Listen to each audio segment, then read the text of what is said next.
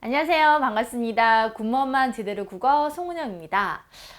제가 이제 군무원 국어를 담당하고 있는 강사이고 또 군무원이라는 어떤 직업에 대해서 이제 많은 관심을 갖다 보니까 대충 뭐 알고 있는 것 같기도 한데 군무원은 과연 몇 살까지 할까를 제가 이제 찾아보게 됐어요. 그러면서 여러 가지 다양한 인사제도가 있다는 것을 알게 되고 여러분과 같이 공유하면 좋겠다라고 생각을 해서 가지고 왔습니다. 요즘에 이제 군무원에 대해서 이제 처우 문제가 많이 이슈화가 되고 그 누구보다 이제 군무원의 처우가 좋아지기를 이제 바라고 있습니다. 그리고 이렇게 이슈화가 된다는 것 자체는 괜찮다라고 봐요. 많은 사람들이 관심을 갖고 또 그것에 대한 의견이 모아지고 또 이제 그 목소리가 커지면은 처우도 좋아질 수 있을 거라고 생각을 하는데 제가 이제 군무원 국어 강사다 보니 여러 가지 이제 군무원과 관련된 수험 생활이라든가 이제 군무원 직종과 관련된 뭐 정보를 제 딴에는 여러분들께 조금 도움을 드리고자 영상을 제작해서 드리면은 요즘에 이제 처우 문제가 이슈가 되면서 왜 군무원 처우가 안 좋은데 군무원을 되라고 그러냐 이렇게 이제 댓글이 좀 달렸어요. 그래서 제가 약간 상처를 받았습니다. 저는 그냥 여러분들과 같이 군무원이라는 직업이 이런 직업이고 그리고 이런 직군이고 그리고 시험에 잘 대비하기 위해서는 이렇게 해야 된다. 이제 군무원이 되기로 결정하신 분들에게 최대한 이제 빠른 시간 안에 합격할 수 있도록 도움을 주는 게 이제 저의 가장 큰 어떤 선한 능력이라고 생각을 하는데 이제 좀 이제 거기에 대해서 좀 안 좋게 보는 분들이 있었던 것 같아요. 군무원을 할지 말지는 세상 모든 만사가 그렇듯이 본인의 선택입니다. 여러분 잘 살피시고 군무원이라는 직업이든 뭐 공무원이든 뭐 해야겠다라고 이제 마음을 먹으면은 빠른 시일 내에 이제 그것에 다다르는 게 합격을 하는 것이 가장 중요하다라고 생각을 합니다. 그래서 저는 여러분들이 이제 고민을 하고 있을 때 군무원이란 직업이 어떤 직업일까 고민하고 있을 때 조금 정보를 줄 수 있다면 좋을 것 같고 또 무엇보다 군무원 국어를 가장 빠르게 경제적으로 해결할 수 있는 그러한 팁들을 이제 뭐 유튜브 영상이라든가 강좌를 통해서 드리는 것이 저희 본분이라고 생각을 합니다. 고민을 하다가 좀 말씀을 드렸어요. 두렵거든요. 또 이렇게 영상 올리면 군무원 뭐 요즘 처우도 안 좋은데 뭐 되라는 거야? 뭐 이렇게 이제 또 댓글이 달릴까봐. 예, 아무튼 그렇습니다.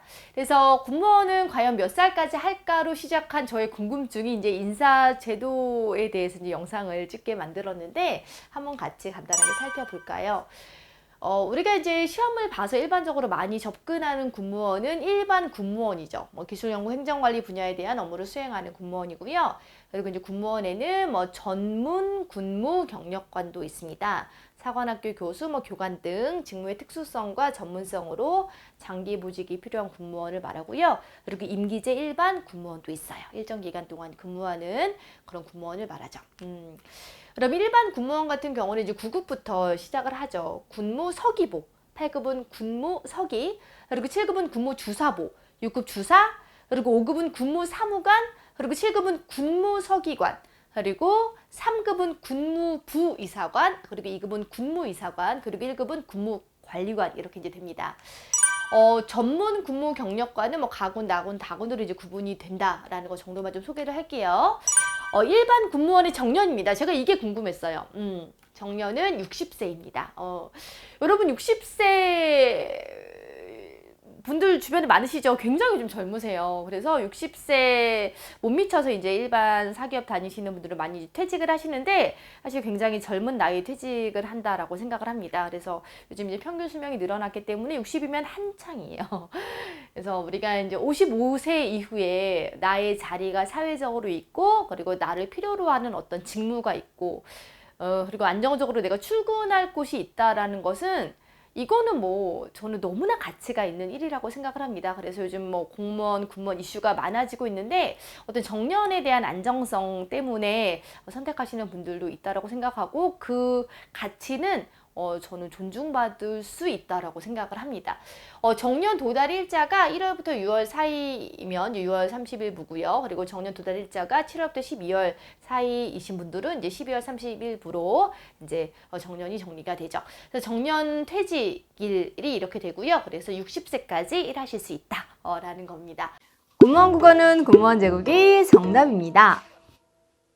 여러분 승진제도는 보시면은 우리 최저 연수가 이렇게 소개가 됩니다. 최저 연수는 이제 최저 연수 기간이 충족이 되면은 이제 승진 심사라든가 시험을 치를 수 있는 자격이 주어진다라는 거죠. 가장 빠르게 승진할 수 있는 최단 기간이라고 여러분들이 생각을 하시면 돼요. 그래서 9급에서 8급은 1년 6개월, 그리고 8급에서 7급은 2년, 7급에서 6급은 2년, 그리고 6급에서 5급 3년 6개월, 4급까지는 4년, 그리고 4급에서 3급까지는 3년, 그리고 3급에서 2급까지도 3년, 2급에서 1급까지도 3년. 총 가장 최단 기간으로 이제 승진을 하는 것은 뭐 어려운 일이지만 어쨌든 뭐 상상을 한번 해봐요. 쫙 더하면은 몇 년 안에 내가 9급에서 1급까지 될까? 이런 상상도 한번 해봅니다.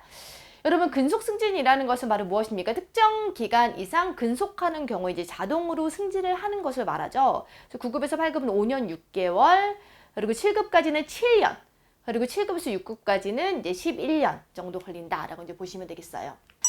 휴가 제도, 우리가 이제 직장인들은 휴가가 너무 중요하잖아요. 뭐 군무원, 공무원이신 분들도 이제 휴가가 너무너무 중요한데, 이제 임용되시면은 굉장히 관심을 많이 가지실 부분 같아요.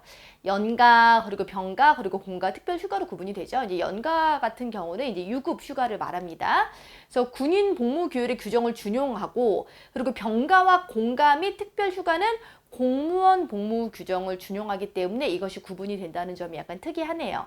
그리고 임용 시 21일의 연가가 발생을 하는데 더 많으면 좋죠. 그렇죠, 여러분. 우리가 뭐 아주 뭐 휴가는 알차게 보낼 계획들이 많잖아요. 그래서 항상 연가는 아무리 뭐 적당하다라고 누구는 생각을 해도 우리에게는 항상 부족하다라고 느껴지는 것 같습니다. 여러분 공가는 이제 공식적으로 휴가가 주어지는 경우를 말하는데 어떤 기준일지 육군 기준으로 한번 살펴볼게요.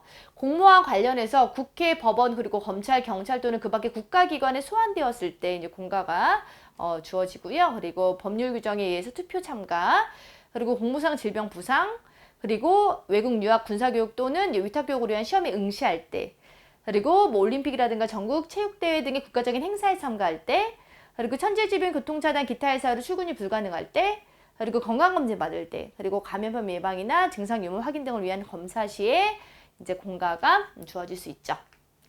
청원휴가, 특별휴가 같은 경우에는 이런 일이 뭐 발생을 하면 안 되지만 본인이 이제 질병에 걸렸거나 부상을 입었을 때 30일, 그리고 조부모, 그리고 부모, 배우자, 그리고 자녀, 손자녀의 질병 부상 시도 이제 30일이 주어집니다. 그리고 결혼할 때 우리 결혼해야 되잖아요. 5일, 그리고 자녀 결혼해서는 하루, 그리고 본인이 출산했을 때는 90일, 그리고 배우자 출산 시는 10일, 그리고 본인이 이제 입양을 할 때는 20일이고요. 그리고 배우자가 사망했을 때, 그리고 본인이나 배우자의 어떤 부모가 사망했을 때는 이제 5일의 특별 휴가가 주어집니다. 그리고 본인 배우자의 조부모죠. 조부모라든가 이제 외조부모가 사망 시는 3일, 그리고 자녀나 자녀의 배우자 사망 시 3일, 그리고 본인 그리고 배우자의 형제 자매 사망 시는 이제 하루의 청원 휴가가 주어집니다. 뭐 일반적인 상황들이기 때문에 많이 알고 있으실 것 같아요. 이렇게 해서 우리 60일까지 60일이 아니죠. 60살까지 일한다. 군무원의 정년 60살까지다. 라고 이제 우리가 정리를 할 수가 있는데, 그래서 꼭 알아야 하는 군무원의 인사 제도를 간단하게 한번 살펴보았습니다. 뭐 재미삼아 영상 봐주시면 되는 거고, 또 이제 시험 준비하시는 분들은 또 열심히 뭐 휴가며 뭐 여러 가지 다양한 인사 제도는 이제 합격하고 난 다음에 생각을 해도 늦지 않으니 우리가 또 열심히 공부해서 효과적으로 경제적으로 가장 빠르게 합격에 닿아야 될 것 같습니다. 저는 또 이제 다양한 영상들 또 준비해서 가져오겠습니다. 여러분 다음 영상에서 또 만날게요. 안녕.